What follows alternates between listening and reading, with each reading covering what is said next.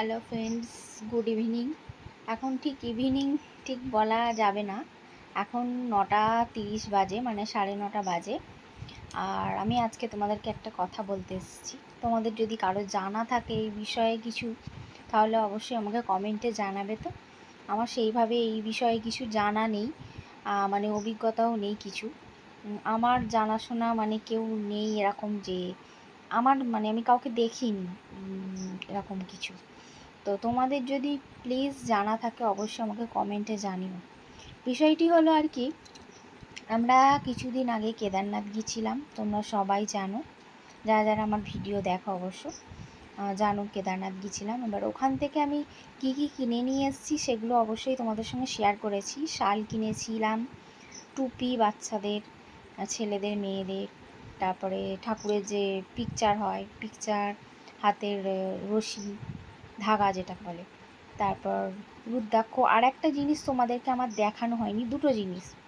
তো দুটো জিনিস তোমাদেরকে আমার দেখানো হয়নি অবশ্য। আমি ভেবেছিলাম দেখাবো, কিন্তু আর মানে মনে নেই দেখাবো এরকম আর কি। তো যাই হোক, একটা জিনিস আমি তোমাদেরকে একটু পরে দেখাচ্ছি। তো তার আগে একটা কথা বলে নিই। ও একটা রুদ্রাক্ষ পরে থাকতো, আমার হাজব্যান্ড একটা রুদ্রাক্ষ পরে থাকতো। তো সেই রুদ্রাক্ষটা প্রায় অনেক বছর একভাবে পড়ে আছে, শ্যুট করে গিয়েছিলো শরীরে। তো রুদ্রাক্ষ সবার শরীরে শ্যুট করে কি করে না এই বিষয়ে আমার জানা নেই কিছু। তোমাদের যদি জানা থাকে অবশ্যই আমাকে কমেন্টে বলো তো, এই বিষয়ে যদি তোমাদের জানা থাকে।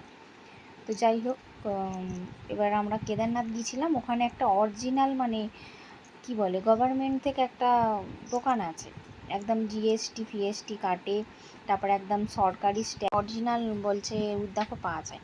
তো আমাদের যে ড্রাইভার ছিলেন, তো উনি খুব ভালোই ছিলেন।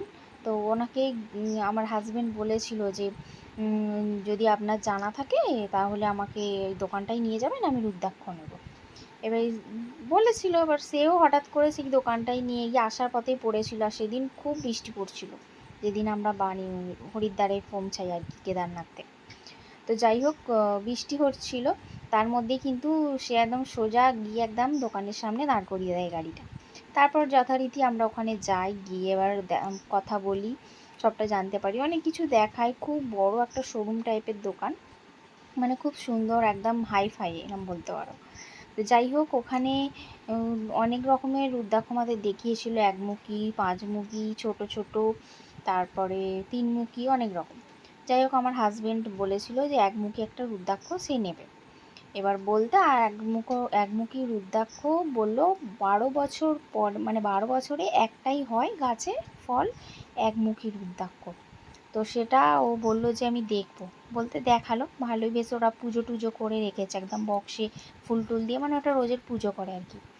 ওদের ওরকমই হয়তো ওদের ওটা নিয়ম। যাই হোক, আমরা ঠিক জানি না, যেটা দেখলাম সেটাই বললাম আর কি। তো সেটা দেখে তারপর আর কি একমুখী রুদ্রাক্ষটা ও নেবে বললো। সেটা 2000 সামথিং কিছু নিয়েছিল, দাম বলেছিল আর কি।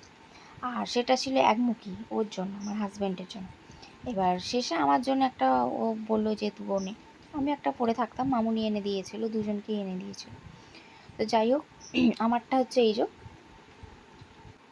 এই যে আমার সেই রুদ্রাক্ষটা, তোমরা বুঝতে পারছো কি জানি না, এই যে এটা হচ্ছে 3 মুখী রুদ্রাক্ষ। এটা মেয়েদের, সামনে একটা ছোট ওম টাইপের লেখা আছে, এই যে খুব সুন্দর দেখতে। তো এটা আমি নিয়েছিলাম আমার নিজের জন্য, আমিও পরেও ছিলাম। এবার আমার হাজবেন্ড ও হচ্ছে একমুখী নিয়েছিল। তোমাদেরকে যদি আমি দেখাতে পারি, এখন ও পড়ে আছে তাই আমি তোমাকে দেখাতে পারছি না।